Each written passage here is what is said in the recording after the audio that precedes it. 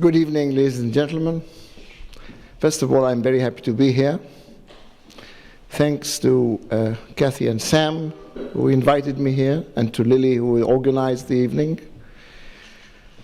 I did not land in Ariel just from the sky. I went there. I went there because it's a very special place.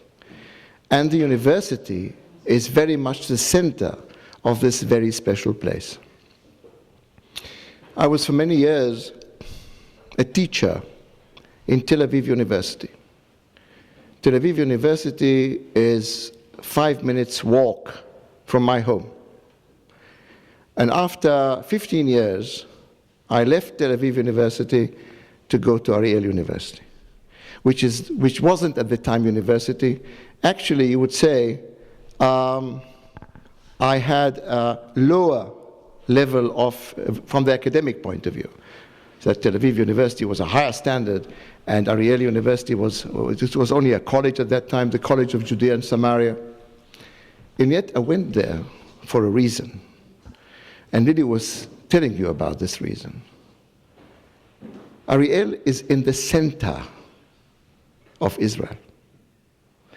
It's near Shechem, which is Nablus, and many other Arab villages, the center of terror in Israel. Actually, there are two places of terror in Israel, centers of terror. One is near Hebron, and the other one is near Shechem. And Ariel is very close there. And it started with, I would say, factory building. A factory building. We came over there in 1982.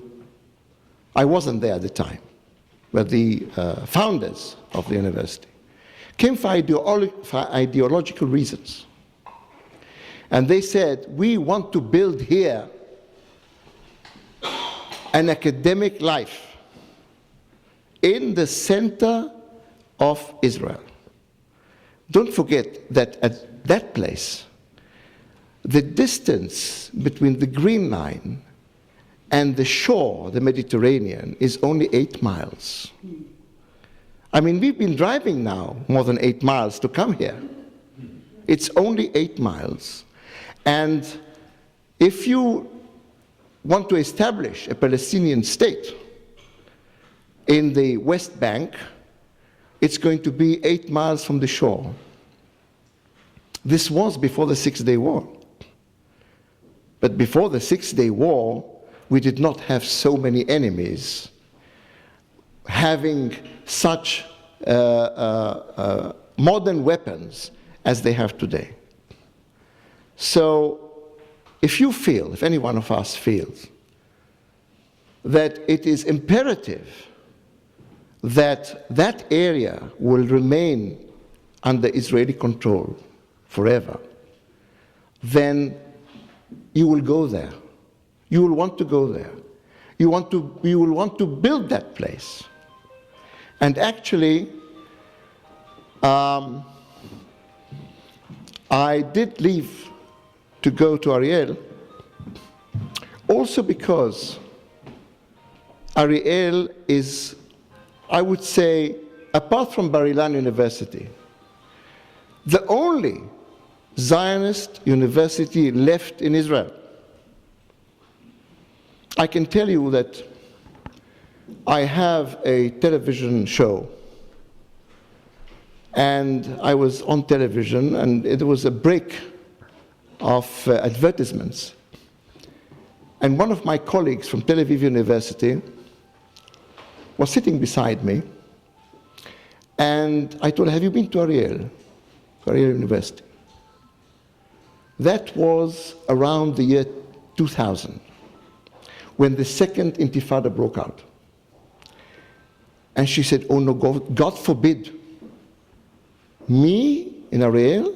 God forbid. I said, listen, Ariel is not that dangerous.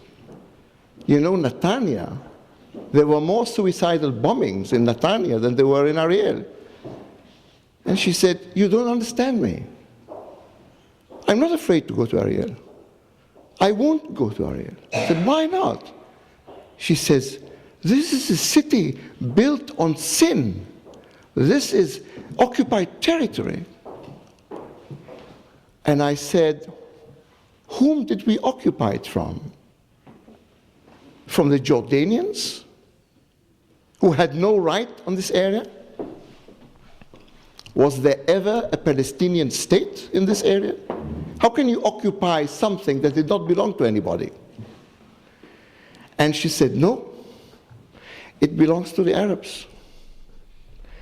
And I said, why don't you look at the Bible and see how many times Shechem, that's Nablus, is written there in the Bible. Is it written in the Quran? Is it anywhere in any Muslim scriptures? So how can you say that it's an occupation?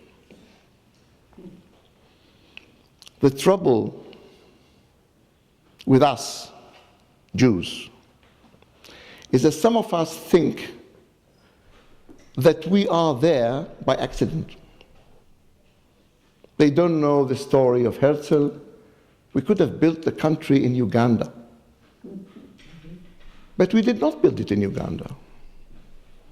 We came back home. Now, we never say it. You know that when there is any challenge or any skirmishes between Jews and Arabs, whether it's in conferences or whether it's in talks, the Arabs say, this is their country. They were thrown out of their country. And they go that far to say that they are the descendants of the Philistines, the old Philistines that were in Gaza 4,000 years ago before the Jews. Now, what do you expect somebody in Finland to know about this?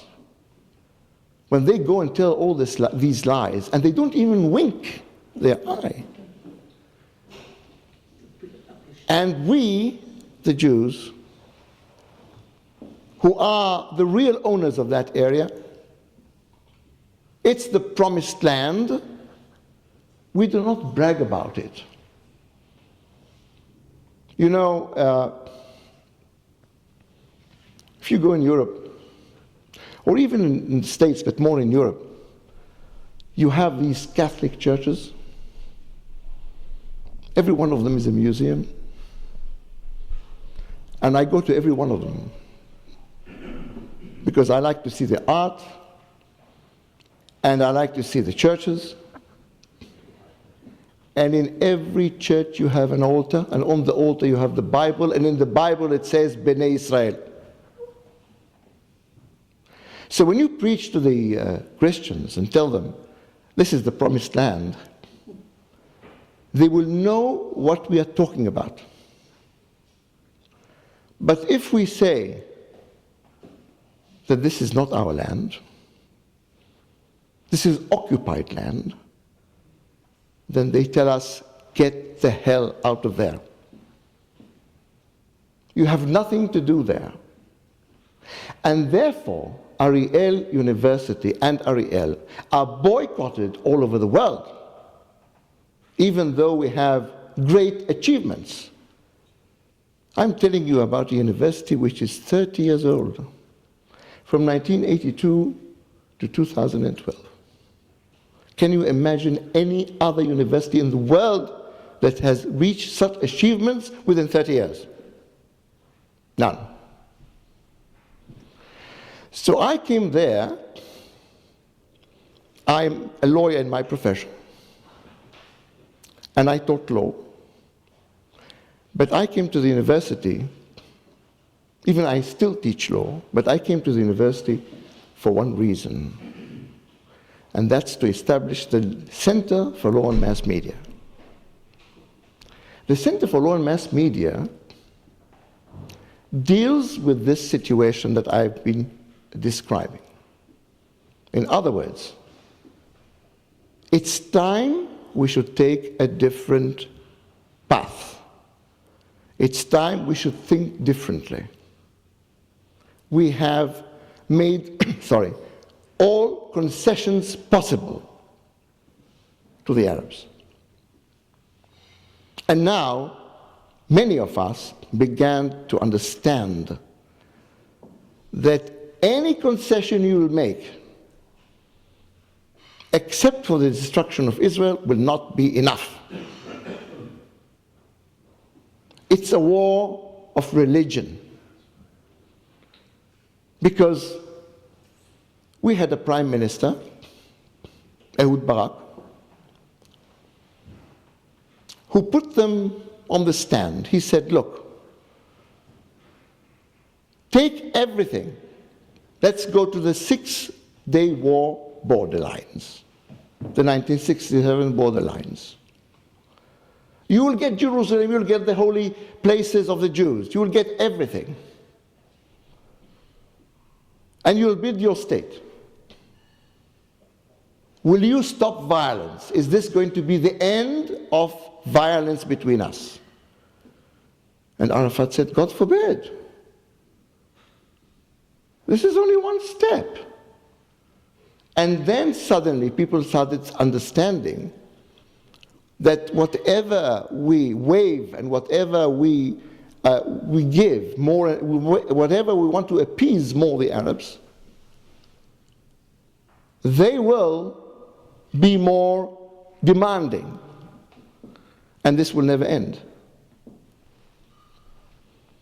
What we did really is a peace agreement with the PLO.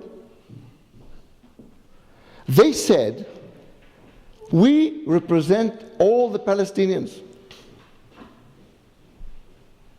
But the PLO does not represent all the Palestinians. Because after we made all the concessions, suddenly came up the Hamas and said, we do not accept it. Now supposing we appease the Hamas and we give them even more, what else do they want? They want 100,000 or 200,000 refugees to come into Israel. Now supposing we say, okay, we'll bring in 200,000. Then the jihad will come up and say, no, this is not enough, we don't accept it. We want more. And you give the jihad, and then comes the Hezbollah, and you give the Hezbollah, and comes others. In other words, it has no ending. So you cannot make peace. There is no authority with whom you can make peace. And I'm not talking about Iran and Turkey and other places who don't recognize any peace treaty.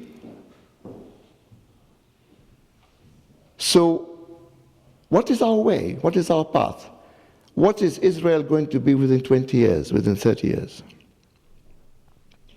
This is what we are doing in the Center for Law and Mass Media. We're trying to find out the hazards, and we are trying to find solutions to these hazards.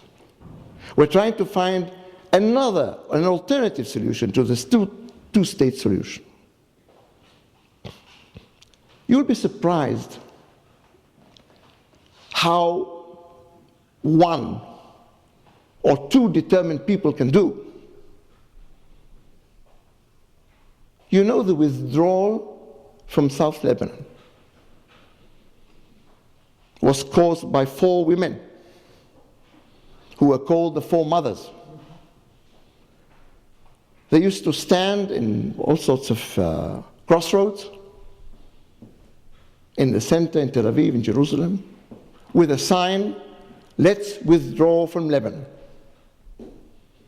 They thought they were crazy women. Nobody really paid attention. But they were determined, and they stood there for 1 year after the other. And slowly people started to accept it, that we have to withdraw from Lebanon. And one day, Ehud Barak, when he was prime minister, he gave the order to withdraw from Lebanon. It was a shameful act because we did not withdraw from Lebanon, we ran away from Lebanon. And this started the Second Intifada. And in the Second Intifada, we lost 1,500 victims who died, and about 20,000 casualties who were injured. But it was all caused by 4 women. The Oslo Agreement was caused by 2 people, 2 academics who Yossi Beilin approached. One of them is Dr. Pundak, whom I know. And they said, we'll find a solution to the Arab, or rather Palestinian-Israeli conflict. And they came up with the 2-state solution. Now the whole world speaks about the 2-state solution as if there is no other solution. And Hillary Clinton says there is no other solution, it's only the 2-state solution. And many of us believe in it. But what is this 2-state? Do we have 2 states? Do we have an Arab state and a Jewish state? No, we don't. We have one state, de facto, which is purely Arab. You won't find one Jew or one synagogue in the whole area. Purely Arab. And you have another state with 1,500,000 Arabs and 10 members in the Knesset who preach the suicidal bomb as being the highest esteem that an Arab could get to. Ahmad Tibi is a member of the Israeli Knesset. He made a vow when he was elected that he will work for the good of Israel.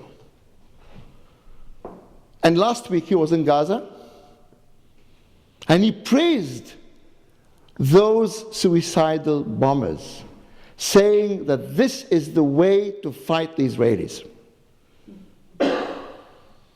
Can you imagine that? This did not happen 20 years ago.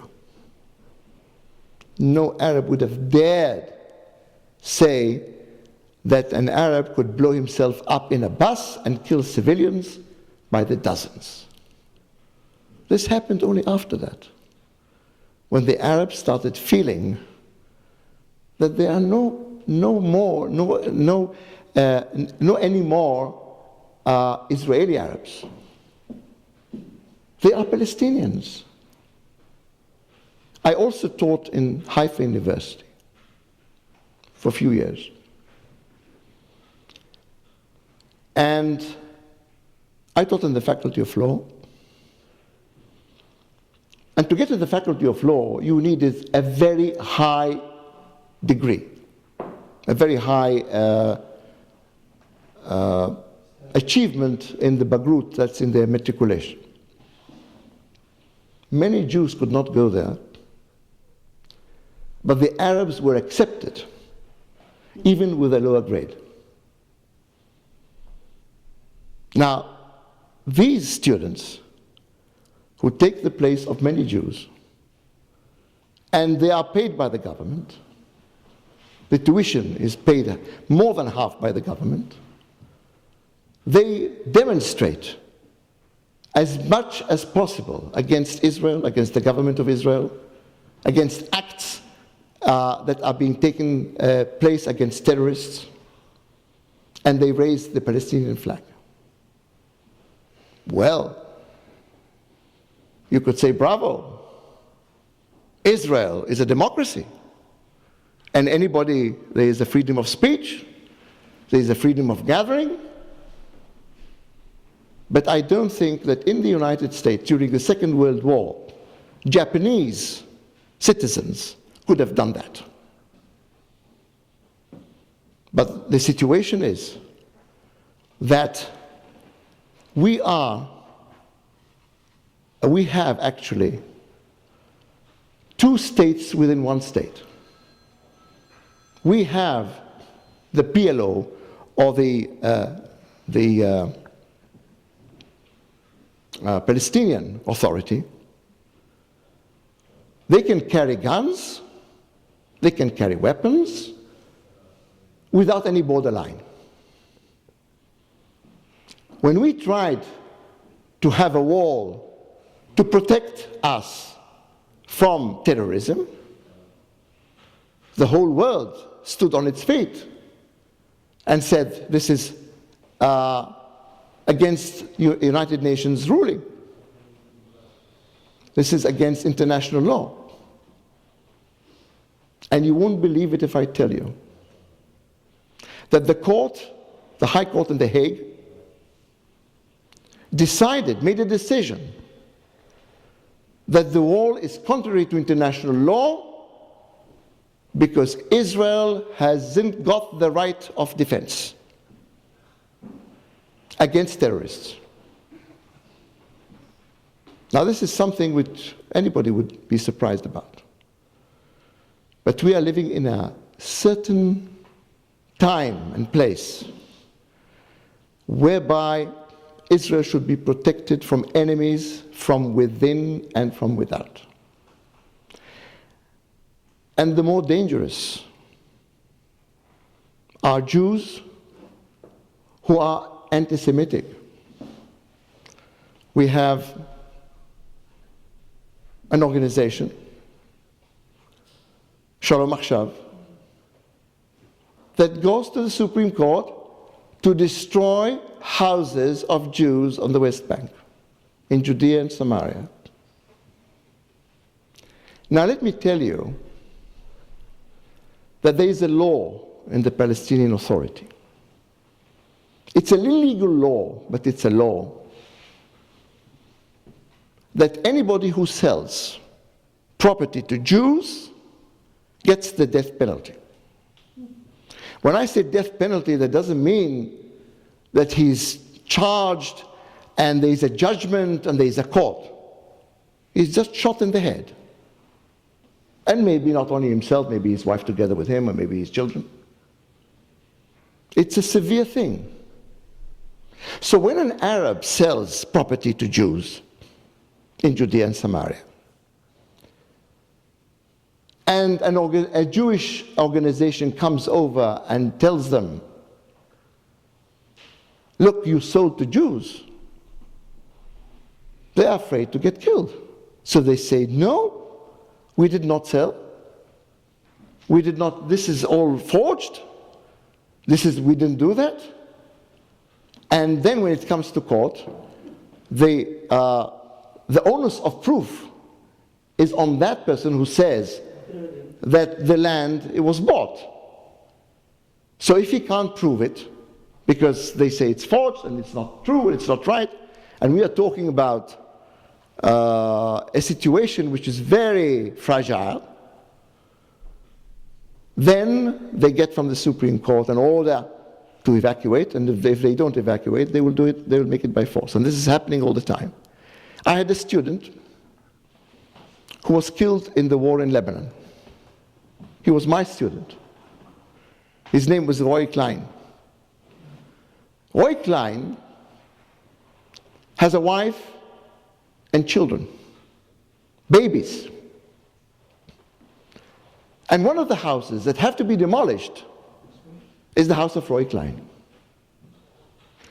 So you have somebody who is giving his life for the country, and you have others who are finding ways to evacuate his wife from the house that she bought and she legally got hold of.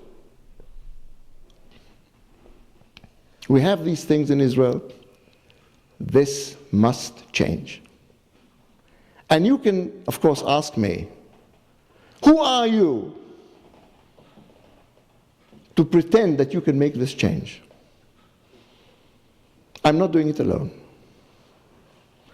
But the idea is to find ways. To find ways that doesn't mean that I come up to you and say, there are other ways. You've got to investigate, you've got to research into it, you've got to find precedents in the world. Can you imagine that refugees of the Palestinians. Now, after 63 years, I think they are the 4th generation of refugees. There is no such thing in the world. A refugee is somebody who is temporary until he finds a home. I met in Germany Germans who were thrown out, not just evacuated, thrown out from the Sudetenland in Czechoslovakia. You meet people, Polish, who were thrown out from the Ukraine when Poland moved west. And you have Turks who were moved from Greece, and you have Greeks who were moved from Turkey in wars. There is only one people where there are no refugees. The refugees are for all generations. And that's the Palestinians. And when I confront this situation in conferences, international conferences, you know, the Palestinian, it doesn't matter what conference it is. It can be a conference on physics, it can be a conference on chemistry. The Palestinian issue always crops up because there's always somebody to bring it up. And when there's an argument, and they say, we are refugees.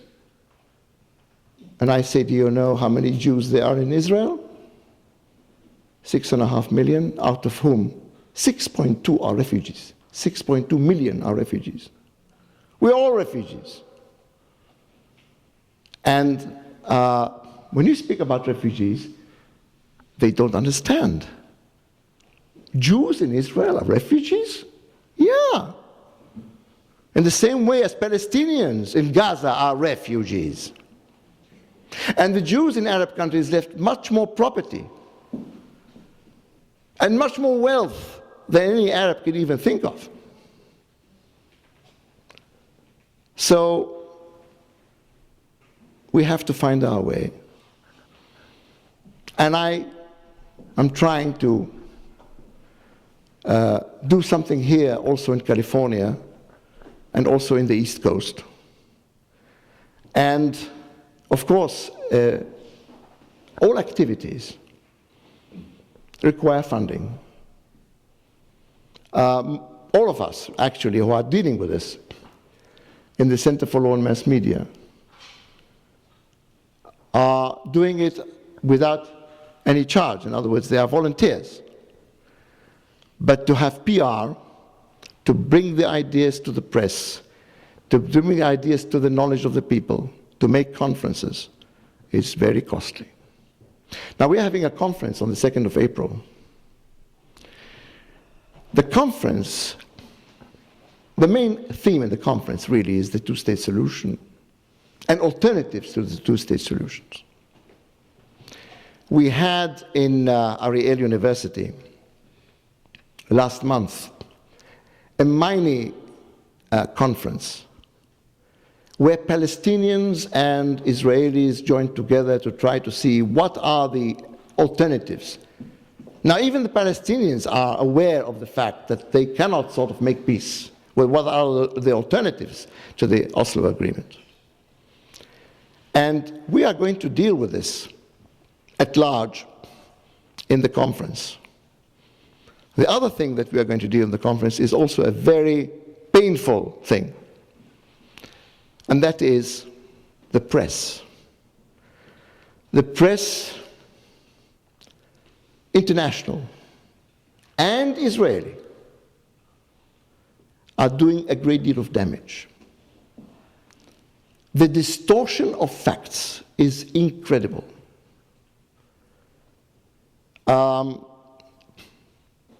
You, of course, remember the Adura case. Adura case was a case where there was shooting between the IDF and Palestinians, and there was one father and a son that were caught in the fire. Suddenly, the boy died. Nobody knows whether he really died or not. But the channel France 2 made a big issue of it that the Israelis killed him. And they showed the film. And you can see from the film that the boy suddenly is lying down. But nobody knows whether he was really killed. Nobody saw the body. Nobody knew where the father is. But France too made a big issue of it. And somebody by the name of Carcenti fought it in France. And he lost the first time, then he won the second time. And then it was found out that the position of the IDF could not have been possible to shoot this boy from the angle where the Israelis were. But who is going to know about it?